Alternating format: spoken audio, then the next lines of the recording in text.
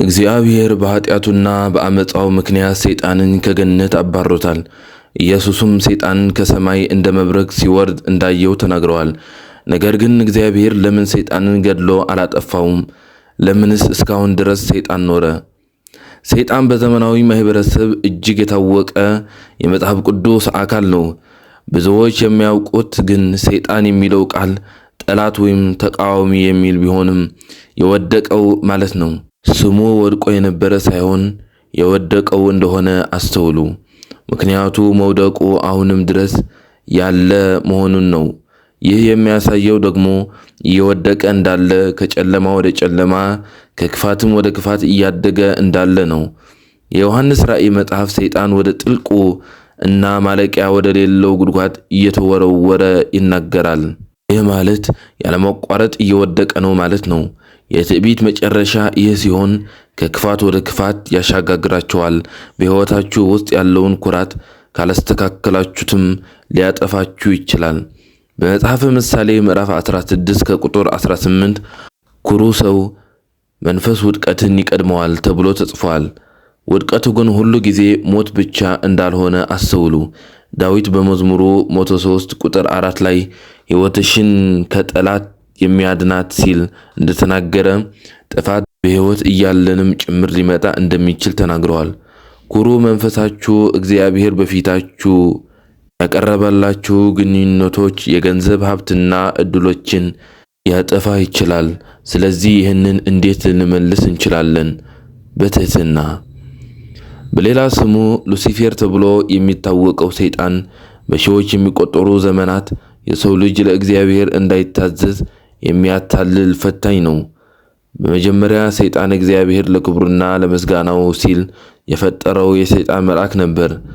ነገር ግን ሰይጣን እግዚአብሔር ለማምለክ እና ለማገልገል ብቻ ደስተኛ አልነበረም።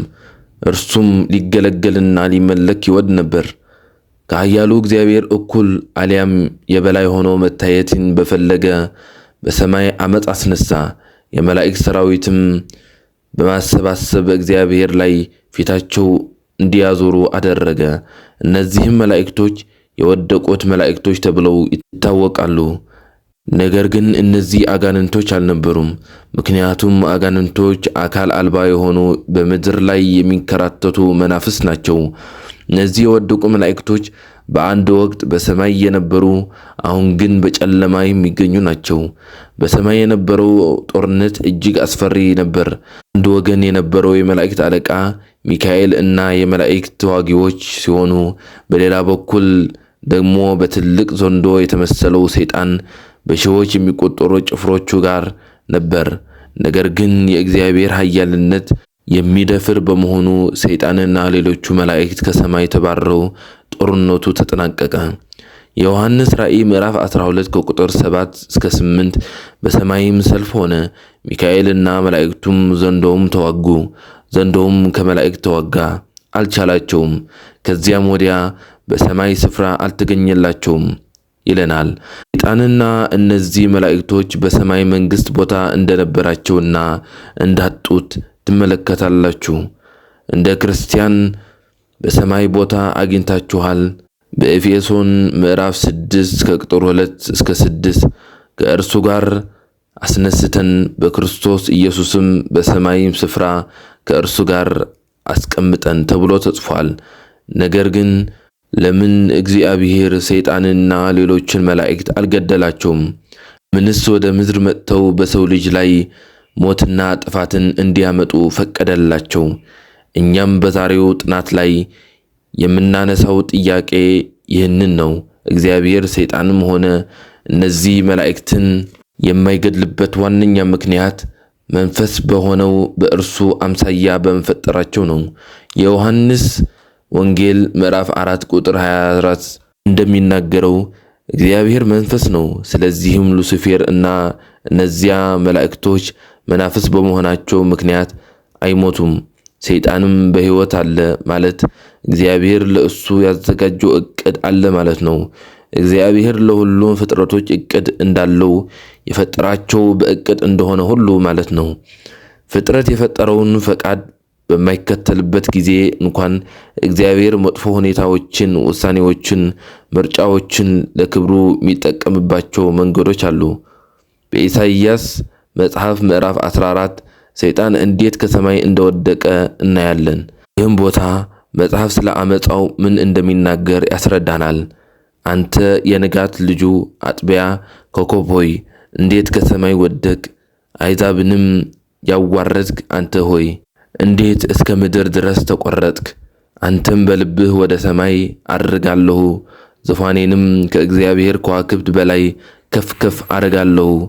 በሰሜን ዳርቻ በመሰብሰቢያ ተራራ ላይ እቀመጣለሁ፣ ከደመናዎች ከፍታ በላይ አድርጋለሁ፣ በልዑልም እመሰላለሁ አለ።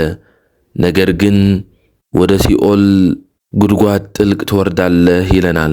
ሰይጣን ሌላኛው የሚጠራበት ሉሲፈር ይባላል። ሉሲፈር የሚለው ቃል ትርጓሜው የብርሃን ምንጭ ማለት ነው። ሉሲፈር ከሰማይ የተባረረው በኩራቱ ምክንያት ሲሆን ይህ የመጽሐፍ ቅዱስ ክፍልም ምን እንደደረሰበት በትክክል ያሳየናል። የሰይጣንን ውድቀት የሚያብራራው ሌላኛው ክፍል በትንቢተ ሕዝቅያስ ምዕራፍ 28 ላይ ይገኛል። ጌታ እግዚአብሔር እንዲህ ይላል፣ ጥበብን የተሞላህ አንተ ነህ። በእግዚአብሔር ገነት በኤደን ነበርክ።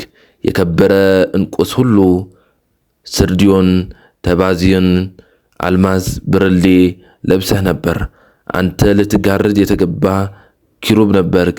በተቀደሰ የእግዚአብሔር ተራራ ላይ አኖርኩህ። በእሳት ድንጋዮቹ መካከል ተመላለስክ። ከተፈጠርክበት ቀን ጀምረህ በደል እስኪገኝብህ ድረስ በመንገድ ፍጹም ነበርክ። ግፍ በውስጥህ ተሞላ፣ ኃጢአትንም ሠራህ። ስለዚህ እንደ እርኩስ ነገር ከእግዚአብሔር ተራራ ጣልኩህ። የምትጋርድ ኪሩብ ሆይ ከእሳት ድንጋዮች መካከል አጠፋሁህ። በውበትህ ምክንያት ልብህ ኮርቷል። ከክብርህም የተነሳ ጥበብህን አረከስክ። በምድር ላይ ጣልኩህ፣ ያዩህም ዘንድ በነገሥታት ፊት ሰጠሁህ። ሕዝቅኤል በእግዚአብሔር ውብና ልዩ ሆኖ ስለተፈጠረው ፍጹም ፍጥረት ይናገራል። ነገር ግን ኃጢአት በእርሱ ላይ በመገኘቱ ከገነት ሊባረር ቻለ። ይህ ለሰይጣን ውድቀት ሁለተኛ ማጣቀሻ ነው። በአንድ ወቅት በሰማይ እጅግ ከፍተኛ ቦታ የያዘ መልአክ የነበረው ሰይጣን በመውደቁ ምክንያት አመፀኛ ብቻ ሳይሆን ፈታኝም ሆኗል። መንገዱ አንዳች ባለመጠንቀቁ እርሱ መሳሳቱ ሳያንስ ሌሎችን ወደ ተሳሳተ መንገዱ እንዲሄዱ ይመራል። ሰይጣን በዘካርያስ ምዕራፍ 3 ቁጥር 1 እንደተገለጸው ከሳሽ ሲሆን በእግዚአብሔር ፊት ኢያሱን በቀኝ ቆሞ ሳለ እንደከሰሰው ይናገራሉ። በአዲስ ኪዳን መጽሐፍትም ሰይጣን የሰው ልጅን ማሳሳቱን ቀጥሏል። ኢየሱስ ራሱ ለ40 ቀናት በበረሃ ሲቆይ በሰይጣን ተፈትኗል። በሉቃስ ወንጌል ምዕራፍ 10 ከቁጥር 18 ኢየሱስ ሰይጣን እንደ መብረቅ ከሰማይ ሲወድቅ አየው በማለት የሰይጣንን መውደቅ አረጋግጠዋል። እግዚአብሔርም ሰይጣንንም ሆነ መላእክቶችን የማይገድልበት ምክንያት ፍትሐዊ ስለሆነ ነው። አንድም ወንጀለኛ ያለ ፍርድ መግደል ፍትሐዊ አይደለም። እግዚአብሔር ሁሉ እንደሰራው የሚቀበልበት የዓለም ፍርድ ቀን ይጠብቃል። ሁሉ ጊዜም ቢሆን የእግዚአብሔር ድርጊቶች የእርሱነቱ ነጸብራቅ ናቸው። እርሱም የማይለወጥ በመሆኑ በፍርዱ ልናምን እንችላለን። ምንም እንኳ እኛ እግዚአብሔር ለምን ሰይጣንን እንዳቆየው ባይገባንም እግዚአብሔር ግን ያውቃል። በተጨማሪ እግዚአብሔር ለፍጥረቱ ነጻ ፈቃድን ሰጥቷል። ያለ ነጻ ፈቃድ ፍጹም ፍቅር ሊኖር አይችልም። ፍቅርም ምርጫ ስለሆነ እግዚአብሔር ፍጥረቶቹን ያመልኩት አያስገድድም።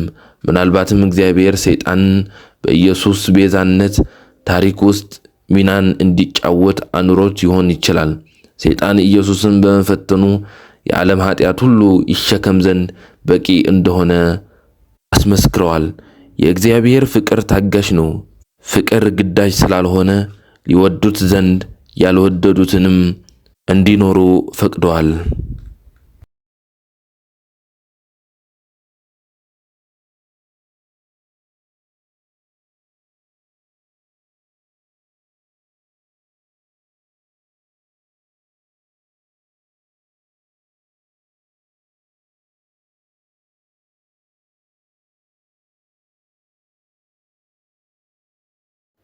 እግዚአብሔር በኃጢአቱና በአመፃው ምክንያት ሰይጣንን ከገነት አባሮታል።